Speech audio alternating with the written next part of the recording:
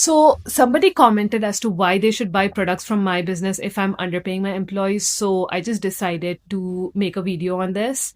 So the truth is that these perfumers don't work for me. They work for the factory which actually produces the product for me. So basically, I order custom batches from this factory, and what happens is like I tell them what kind of ingredients do I want, and then they work with these perfumers in order to make the product for me, right?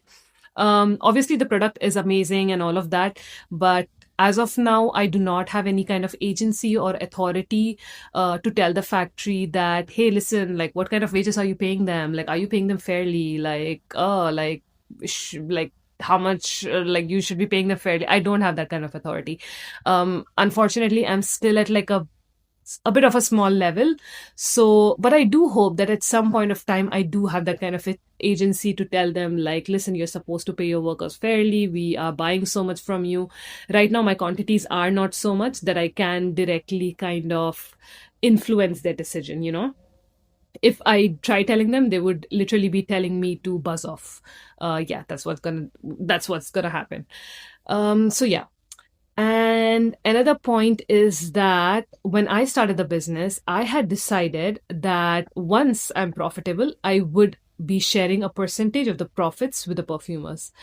The reason being that I knew that since this is a traditional industry, if I directly tell the factory that, hey, like, why aren't you paying your workers fairly, or like, how much are you paying your workers, they would literally stop working with me. That's the most likely scenario. They would be like, why can't I just mind my own business, right? Because this industry is traditional, and let's face the reality. Underpaying workers for in certain fields, etc., is quite normal in India. I know it's not normal in Europe or like other kind of developed countries, but in India it's quite normal. So for them, they wouldn't even consider it as something bad.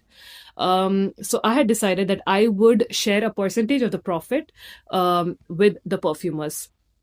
I launched the business few months back. Until now, it's not profitable. It's not even break even. I had invested, I'll be honest, I had invested around $20,000 or a bit less than that. And we just started selling a few months back, and we still have a lot of stock. And I knew that. Like any business, I think you would know that it takes time to break even. Probably 6 months or even more. For some business, it takes 2 years.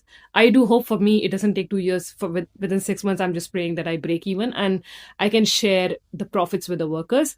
And when that happens, I would be